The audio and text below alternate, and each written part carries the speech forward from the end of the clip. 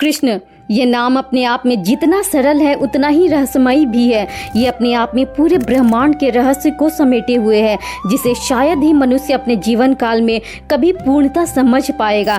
ये वही नाम है जिन्होंने त्रेता युग में राम के रूप में आकर रावण का वध किया। ये वही नाम है जिन्होंने द्वापर युग में आकर कंस का वध किया। ये वही नाम है जिन्होंने महाभारत के महाकाव्य को पूरे मानव जगत को समर्पित किया, जिसे पढ़कर लोगों के जीवन का काया पलट हो जाता है। और ये वही नाम है जिन्होंने मथुरा को छोड़ने के बाद गुजरात में द्वारका नाम की एक नगरी बसाई, जो अद्भुत, अलौकिक और अविश्वसनीय जैसी प्रतीत होती है। अब सवाल ये उठता है कि उपनिषद और पुराणों में उल्लेखित नाम, शहर और रचित कहानियां सच में अस्तित्व में थी या मात्र एक कल्पना रही। लेकिन कहा जाता है ना, जब भगवान खुद अपने अस्तित्व का प्रमाण देते हैं तो दुनिया भौचक्की रह जाती है। द्वारका नगरी, जिसे एक समय में किसी की महज एक कल्पना बताकर उस पर पर्दा डालने की कोशिश की जा रही थी, ठीक उसके कुछ समय पश्चात इसका प्रमाण खुद समुद्र में डूबी द्वारका नगरी के बचे अवशेषों ने दिए। द्वारका जो ऐसे बिंदु पर स्थित है जहां गोमती नदी अरब सागर से मिलती है, जिसे गुजरात में सिंध सागर और संस्कृत में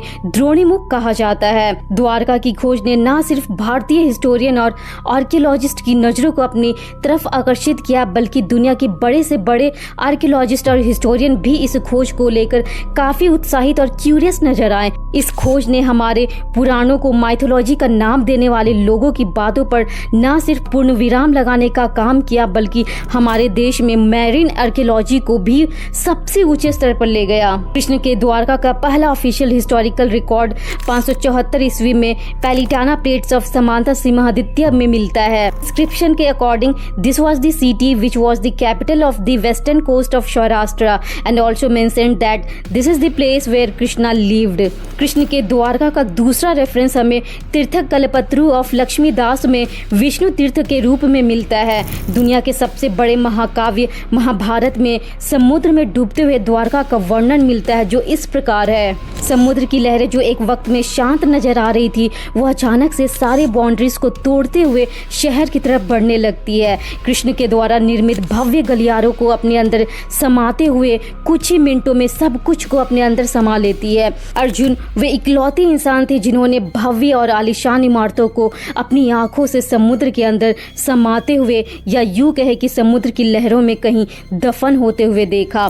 कुछ ही मिनटों की आई इस सुनामी ने सब कुछ को एक पल में समाप्त कर डाला। अब द्वारका मात्र लोगों की यादों में बसकर रहने वाला एक नाम बन गया। पुराणों के अनुसार जब कृष्ण मथुरा के क्रूर शासक कंस का वध करते हैं तो मगध के राजा जरासंध, जो कि कंस के फादर इन लॉ होते हैं, वो क्रोध में आकर बदले की भाव से मथुरा पर कई बार आक्रमण करते हैं। अपनी वजह से मथुरा पर हुए आक्रमण के कारण कृष्ण ये निर्णय लेते हैं कि वो मथुरा को छोड़कर कहीं और चले जाएंगे, जिसके बाद वो भारत के वेस्टर्न कोस्ट में एक नगरी बसाते हैं, जिसे कृष्ण की द्वारका नगरी के रूप में जाना जाता है। इस नगरी को बसाने के लिए वो समुद्र देवता से 12 योजन जमीन की मांग करते हैं। समुद्र देव एक ही शर्त पर उन्हें इसकी मंजूरी देते हैं कि आपकी मृत्यु के पश्चात इस जमीन को मैं वापस ले लूंगा, जिसे कृष्ण सहज पूर्वक स्वीकार भी करते हैं। इतनी बड़ी नगरी बसाने के लिए कृष्ण विश्व के सबसे बड़े आर्किटेक्ट लॉर्ड विश्वकर्मा से ऐसी नगरी बसाने की आग्रह करते हैं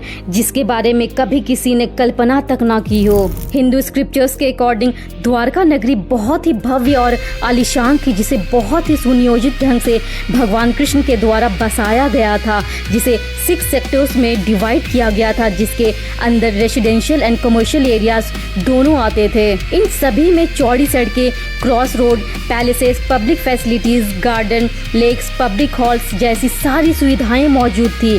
शहर को मेनलैंड से जोड़ने के लिए ब्रिजेस और पोर्ट को इसका माध्यम बनाया गया था। शहर में निर्मित किलों की दीवारें सूर्य के रंग और सोने के कलशों से चमक रही थी। हर एक निर्मित घर जो सुनियोजित तरीके से बने हुए थे, वे सभी अपनी भव्यता का प्रमाण दे रहे थे।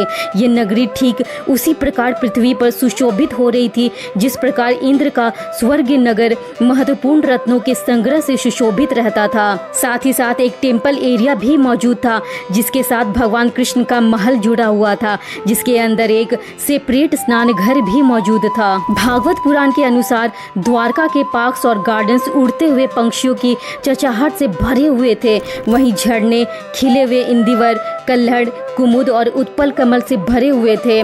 द्वारका में 9 लाख शाही महल थे, जिनमें से सभी क्रिस्टल और चांदी से बने थे और भव्य रूप से सजावट की गई थी। महल के अंदर की फर्निशिंग सोने और जवाहरात से की गई थी।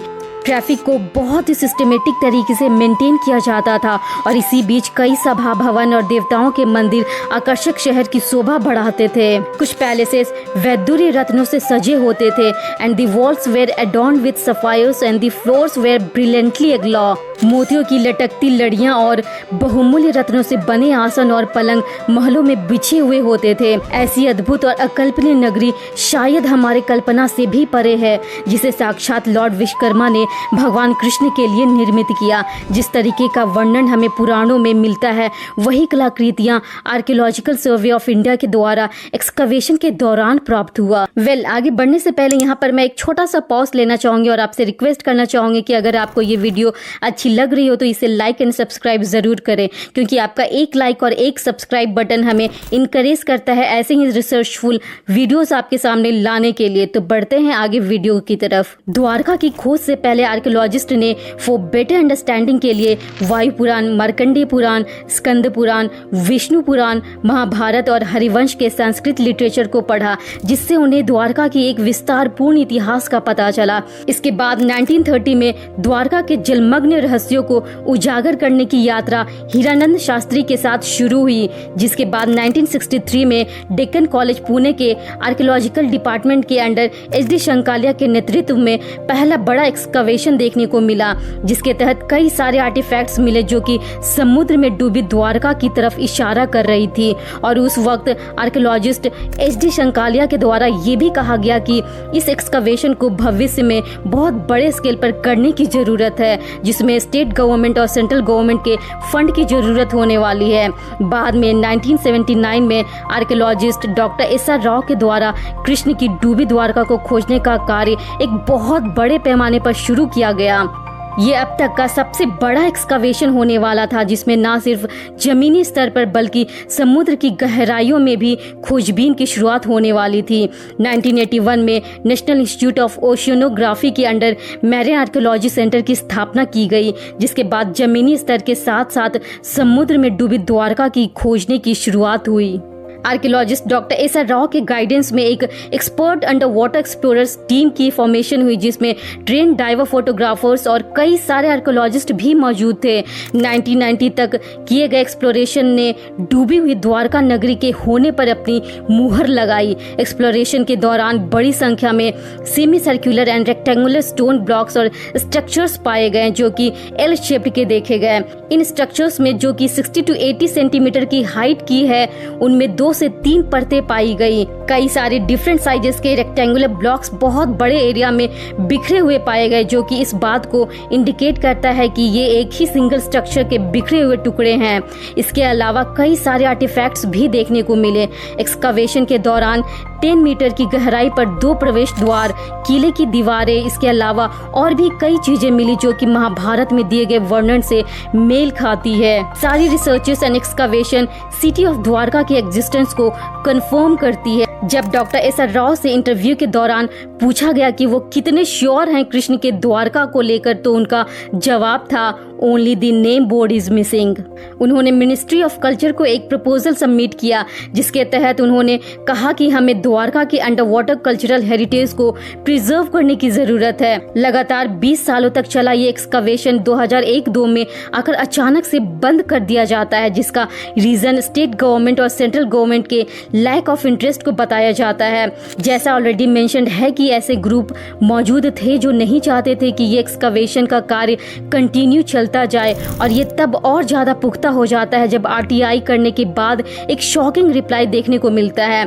ऑथोरिटीज रिप्लाई करते हुए कहते हैं कि वे डॉक्टर एसआर राव के द्वारा प्रेजेंट किए हुए प्रपोजल से अवेयर नहीं थे। प्रपोजल के according doctor SR Rao 14 crore budget पेश करते हैं for the excavation of the lost city of Krishna's Dwarka. इसके अलावा डॉक्टर एसआर राव ने ये भी सजेस्ट किया कि द्वारका में खुदाई के दौरान जितने भी आर्टिफैक्ट्स मिले उसके लिए मैरीटाइम म्यूजियम ऑफ एंटीक्यूटीज का अरेंजमेंट किया जाए, और आगे ये भी मांग की कि अंडर वाटर एक्सकवेशन तभी पूर्ण तरीके से किया जा सकता है जब सरकार का पूर्ण सहयोग इसमें मिले, जैसे specific machinery, equipment, high quality cameras and expert diverse सरकार के द्वारा अपॉइंट किए जाएं। 2005 से 2007 तक फिर से इस एक्सकवेशन को दोबारा स्टार्ट किया जाता है, लेकिन जिस तरीके का सपोर्ट और फंड की ज़रूरत एक्सकवेशन के दौरान मिलनी चाहिए थी, आर्कियोलॉजिकल सर्वे ऑफ इंडिया को नहीं मिलती। अफसोस की बात है कि 2013 में डॉक्टर एसआर राव की मृत्यु हो जाती है, जो कि 90 वर्ष के हो चुके थे, जिन्हें फादर ऑफ मैरीन आर्कियोलॉजी के नाम से भी जाना गया। डॉक्टर एसआर राव वही महान हस्ती थे जिन्होंने 1981 में मैरीन आर्कियोलॉजी स्टैब्लिश करवाई, जिसके बाद पहली बार अंडर वाटर एक्सकवेशन भारत में किया गया। अब लगभग 2 दशक बाद फिर से अंडर वाटर एक्सप्लोरेशन का कार्य शुरू किया गया है, जिसे लीड करने वाले आर्कियोलॉजिस्ट आलोक त्रिपाठी हैं।